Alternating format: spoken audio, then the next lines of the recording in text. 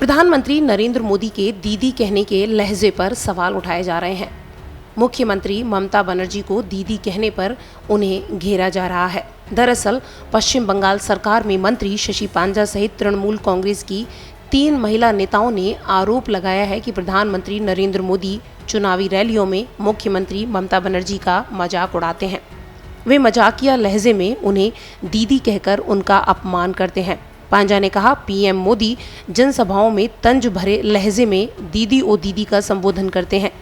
यह न सिर्फ ममता बनर्जी का अपमान है, बल्कि बंगाल की हर एक महिला का अपमान है।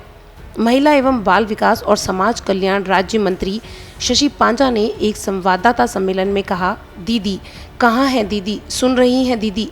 यह है तरीका प्रधानमंत्री नरेंद्र मोदी के बोलने का, राज्य की चुनी हुई महिला मुख्यमंत्री के लिए।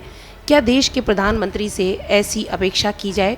इतने सारे प्रधानमंत्री राज्य में आए हैं, लेकिन इतने अपमानजनक लहजे में किसी ने बात नहीं की। पांजा ने कहा, मैं इस देश में ही पैदा हुई हूँ, मुझे याद नहीं आता कि देश के किसी भी प्रधानमंत्री को इस तरीके की भाषा में बात करते हुए सुना हो। पांजा ने कहा, उन्हें प्रधानमंत्री की कुर्सी की गरिमा बनाए रखनी चाहिए। पीएम नरेंद्र मोदी, अमित शाह और जेपी नड्डा समेत बीजेपी के तमाम नेता पश्चिम बंगाल में चुनावी रैलियों के दौरान ममता बनर्जी को दीदी कहकर संबोधित करते हैं। पीएम तो अपने भाषण में कई बार दीदी ओ दीदी कह रहे हैं।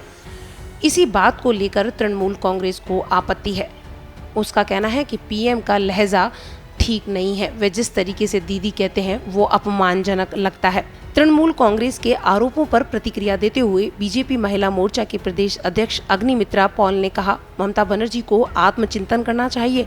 वे किस तरह से प्रधानमंत्री और शाह के बारे में भाषा का प्रयोग करती हैं। पॉल ने कहा, हमारी माननीय मुख्यमंत्री ने प्रधानमंत्री मोदी और अमित शाह को चुनावी रैलियों में कैसे संबोधित किया, कैसे उन्होंने जेपी नड्डा को संबोधित किया।